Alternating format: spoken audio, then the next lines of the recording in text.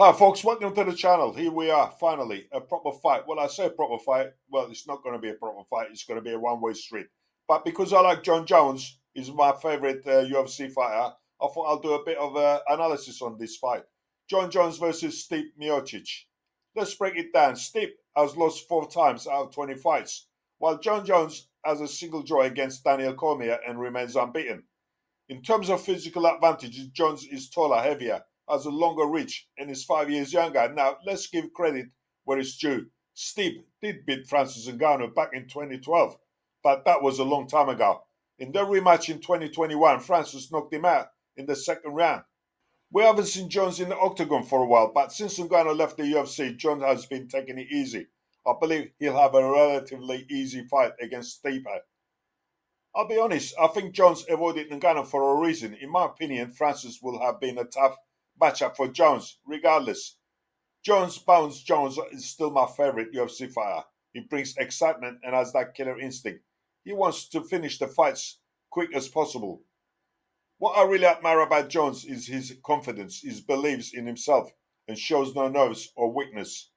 His martial arts background is impressive. With skills in Muay Thai, striking, and wrestling, he utilizes Muay Thai effectively, especially with those vicious elbows and knees. Stipe needs to be very careful. When Jones sets up that spinning back elbow, it can do serious damage. If Jones lands a knee strike to Stipe's head, it could be lights out. But I believe that elbow will be the game changer. Stipe is skilled on the ground and a strong wrestler. If he can get Jones on his back, he may inflict some damage. But let's not forget, Jones is no slouch when it comes down to wrestling either.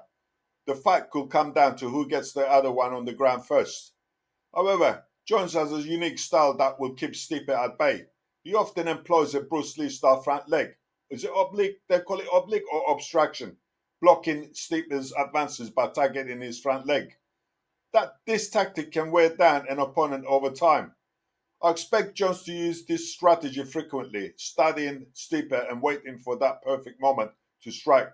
Stipe is primarily a grappler, but with Jones striking and other skills, I believe he'll finish the fight quickly.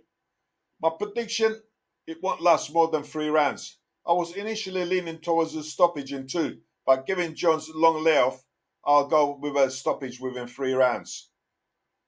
And just for the record, I still think Francis will have beaten Jon Jones.